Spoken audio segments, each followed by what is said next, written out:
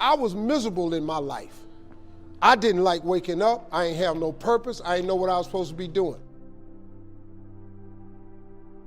On October 8th, 1985, I walked in a comedy club for the first time. Signed up for the following week.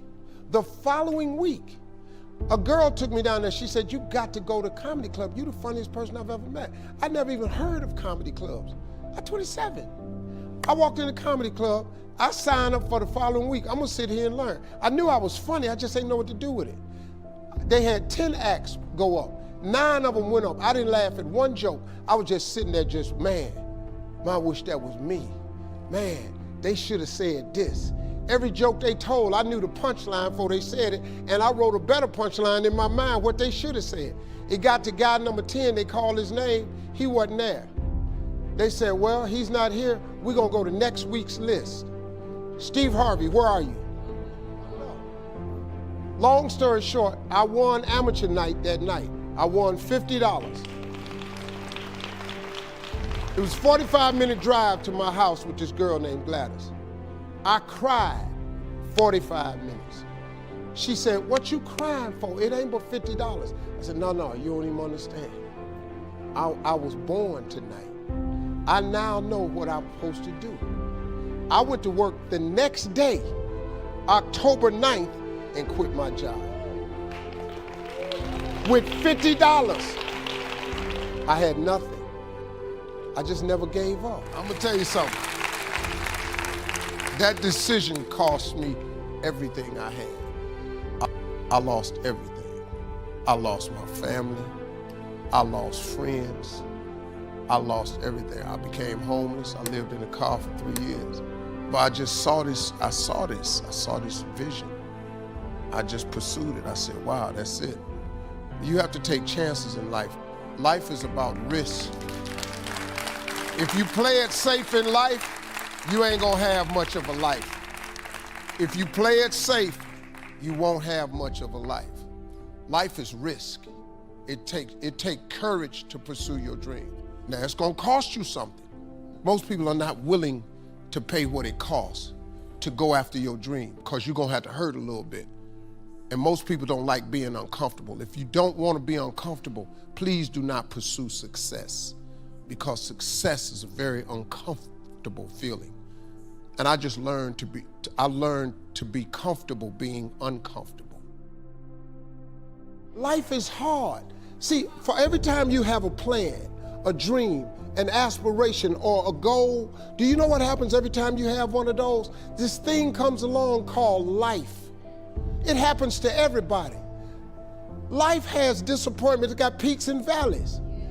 You're gonna lose somebody you care about one day. That's a valley. Somebody gonna close the plant you thought was gonna stay open so you could retire. That's a valley. Somebody gonna fire you for an unjust cause. That's a valley. The people that got your credit card gonna sell their company, gonna sell their business to another credit card company. Your 18% go up to 26%. You don't even know why now. Your minimum didn't change because it's life. You can stop thinking that life fitting to be easy, because I got news for you, it ain't. That's a false hope to think you're gonna have a wonderfully carefree life. That's unthinkable. We all live in this bubble. What you gotta do, you gotta put more air in your bubble.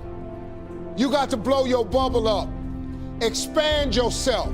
Take yourself out your comfort zone. Do not live in your bubble. Put some more air in your bubble. If you stay in your comfort zone, that's where you will fail. You will fail in your comfort zone. Success is not a comfortable procedure. It is a very uncomfortable thing to attempt. So you gotta get comfortable being uncomfortable if you ever wanna be successful. Start putting some pressure on. Put some pressure on yourself. Get out here and get about it. Look, I'd love to sugarcoat this thing for you. I'd love to tell you, look, you can go out here and get rich, do a couple of things. That ain't happening. You gotta get real doggish. You gotta get downright funky if you wanna make it. Now, like I was telling you before, if you wanna be ordinary, you ain't even gotta listen to me. Just go on about your business. If you think ordinary's cool, ain't no problem. It's some really, really wonderful, ordinary people. But if you are sitting in this room and you have extraordinary aspirations, then you're gonna have to do extra. You put extra on top of ordinary and you come up with extraordinary. It's no other way. I'm sorry, but here's the fact. All of you have extraordinary capabilities, all of you. You have to decide if you are willing to do the things to put you in that category. I'm going to tell you something that every successful person has to do, including you. Believe it or not, every successful person in this world has jumped. I'm going to tell you what I mean by that. You are going to have to jump. You cannot just exist in this life. You have got to try to live. If you are waking up thinking that there's got to be more to your life than it is, man, believe that it is. Believe in your heart of hearts that it is. But to get to that life, you're going to have to jump. Now, I'll tell you why I call it jumping.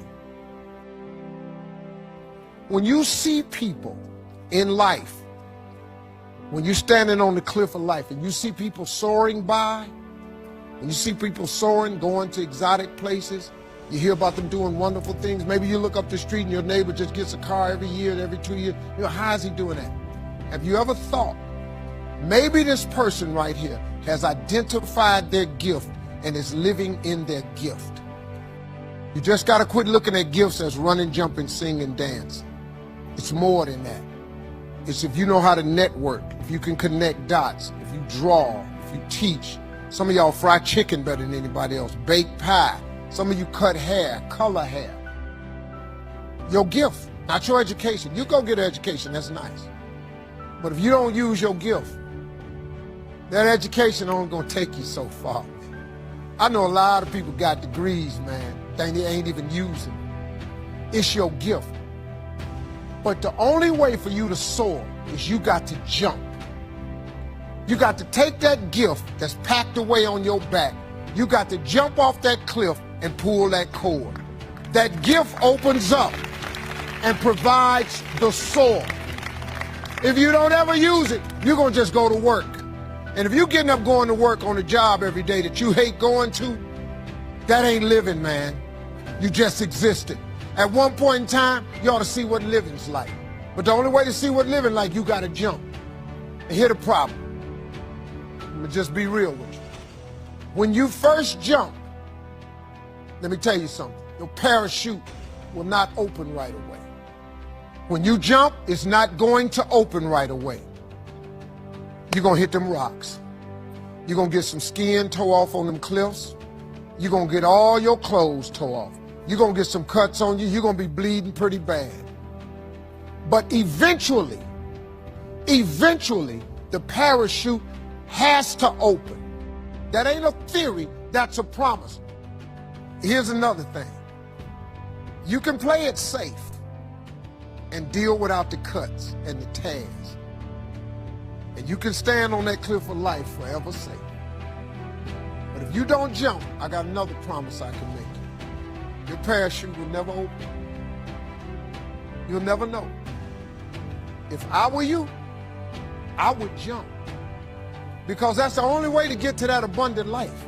You got to jump, man. You got to take a chance. Now, when I get through talking, there are those of you that discuss this in the car.